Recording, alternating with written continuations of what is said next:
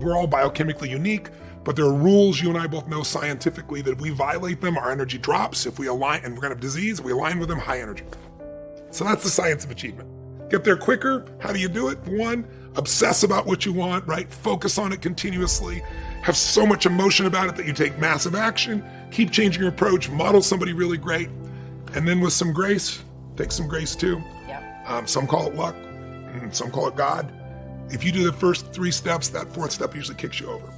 But the more important lesson, and the one that I'm obsessed by getting to people's minds, I really appreciate me planting the seed with everybody.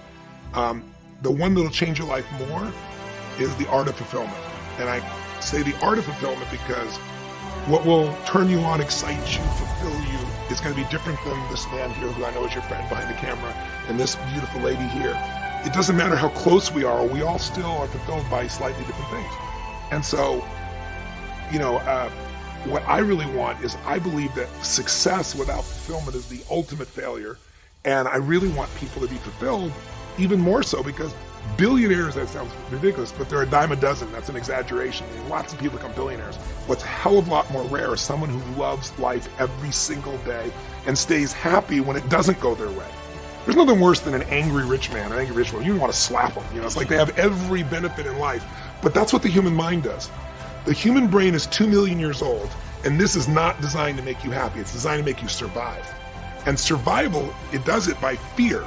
So what the brain does is looks for, what do I need to fight or flight from? And so it's always looking for what's wrong. And our minds can take us over unless your heart is what's running you. So what I try to do is show people how to shift that. And I try to do it 2 ways. One is I jolt them. And one way you can do that is that about 2 years ago, we lost what I consider to be a national treasure, Robin Williams. Yes. How much did you enjoy or love Robin Williams? He was incredible, and when I heard that news, it was just like everything stopped, and it was devastating to think also that he took his life. Well, if you think about it, here's a guy. I met him once. I was at a TED Talk, and he loved it, and it was my birthday, and he came, and he stood in a restaurant, surprised me, and started singing happy birthday to me as a Jewish woman, as a Russian, all these things. He was such a beautiful soul, and I've never lost to suicide, and I had no idea that years later that's where he'd be, and he never reached out to me. But here's why I bring it up. Here's a man that was a master of the science of achievement. He knew how to take whatever he envisioned and make it real. He wanted to have his own TV show. Everyone told him it was impossible. He did it. He wanted the #1 show, Mork and Mindy. He did it. He wanted a beautiful family. He did it. He wanted to make more money than he could ever spend. He did it. He wanted to make movies. He did. He wanted to make movies and win an Academy Award for not being funny, his #1 skill. And he did it, right? He wanted to make the whole world laugh, and he did it.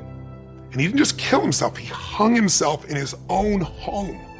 It's self-full to be first, to be as good as possible to you, to take care of you, to keep you whole and healthy. That doesn't mean that you disregard everything and everyone, but you want to come with your cup full. You have to ask for what you want, and don't settle for what's available or what you think you can get. Say it again. They told me say it again. A spiritual code of conduct says that you have to ask for what you want and do not settle for something because it's all you think you can have or because it's what's available. If you want it single, don't settle for it if it's married. Let me take a walk.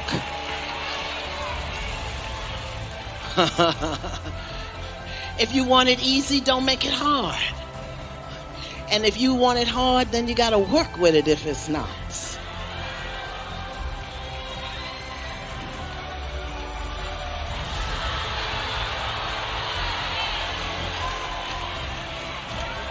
Ask for what you want. And ask for the things that are going to up-level your wattage in life. Don't settle for things that are going to dim your light. Up-level your wattage.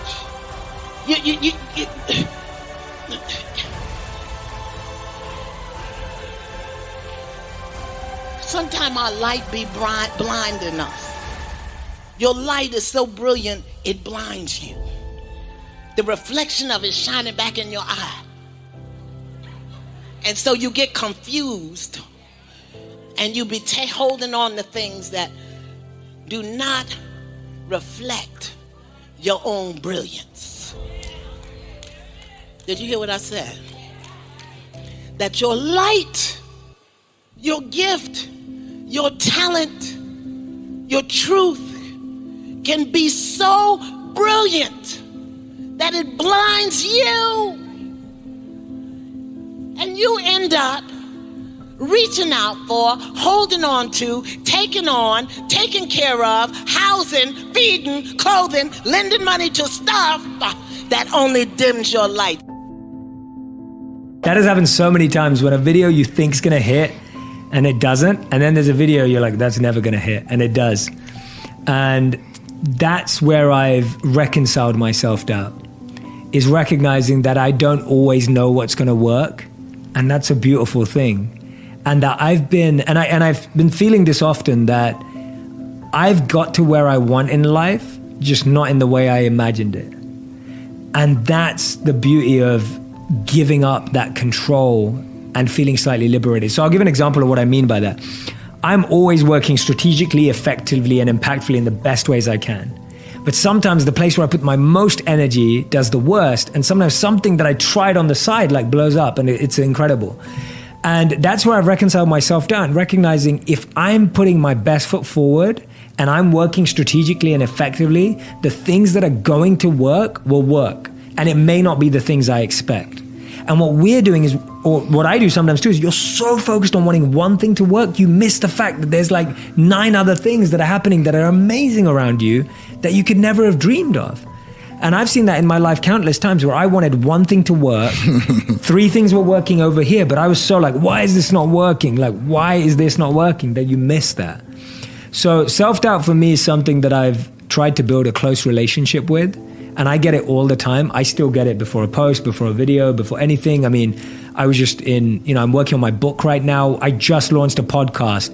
And before I launched the podcast, I had no idea how well it was going to do, how badly it was going to do, or anything. And there was a part of me that was like, are people going to listen to this? Like, are people going to care? Like, I ask myself all those questions still today. Number 1, I'm glad I asked myself those questions. It means I'm human. It means that I care. It means that it's important to me. I speak at so many conferences and everyone always asks me, do you still get nervous? I go, yes, I get nervous because I care. The day I stop feeling nervous, that means I don't care anymore. If I don't care anymore, that means I don't love what I do anymore. So for me, the first thing is I recognize that self-doubt just shows me that I care and that something's important to me. Whereas I don't doubt myself around things that I don't care about. Like if you ask me a question right now about what's the recipe for this amazing dish, I wouldn't know, and I'd say, I don't know. And I'd be okay with it because I don't care about cooking. I'm not a cook, right? But if it's something that you care about, you'll have self-doubt.